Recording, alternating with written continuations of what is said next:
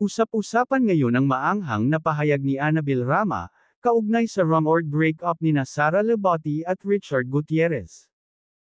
Tuluyan ng binasag ni Annabel Rama ang pananahimik, tungkol sa napapabalitang paghihiwalay ng kanyang anak na si Richard Gutierrez at ng asawa nitong si Sara Labati. Kung matatandaan, sa panayam ng ABS-CBN News reporter na si MJ Felipe kay Annabel Rama, ay natanong siya patungkol sa isyu ng mag-asawa, ngunit aniya hindi raw siya pwedeng magsalita. Kinumpirma naman ni Annabel na nasa pamamahay na niya si Richard at ang mga anak nito, at unti-unti na raw nililipat ang kanyang mga gamit. Nang tanungin naman siya kung totoo ba raw ang tsismis na umano'y magastos si Sara, ay sinabi niya na, nakikita mo naman diba? Si Richard trabaho ng trabaho, yung isa nagwawaldas ng pera. Yun lang ang masasabi ko dyan.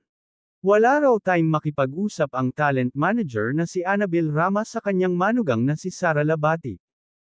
Dagdag pa nito, trabaho raw ng trabaho ang anak niyang si Richard Gutierrez ngunit si Sara daw ang nagwawaldas nito.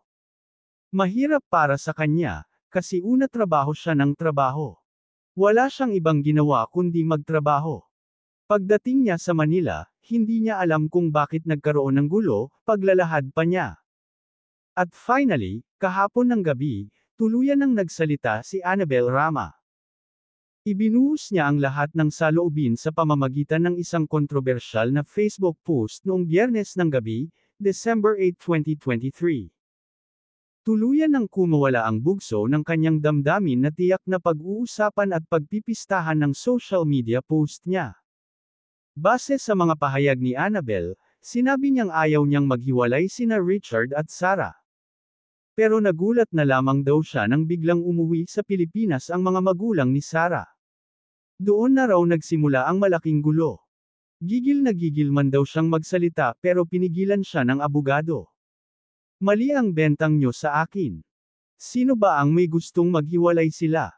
Ako ba? Or ang mag-ina? Huwag niyong idiin sa akin ang nangyayari ngayon. Ako ang walang alam sa nangyari ang bilis. Nagulat na lang ako biglang dumating ang nanay at tatay galing ibang bansa. Doon na nag-umpisa ang malaking gulo. Huwag niyo ibagsak sa akin ang sisi. Kung hindi ako pinagbawalan ng lawyer na magsalita, mag-enjoy sana ang buong mundo sa sasabihin kong kwento. Gigil na akong isiwalat ang katotohanan sa pangyayari, pero wala akong magawa. Abangan ang susunod na kabanata. Ang pahayag na ito ni Annabel Rama, ang kumpirmasyong may malalim na problema sa pagsasama nina Richard at Sara.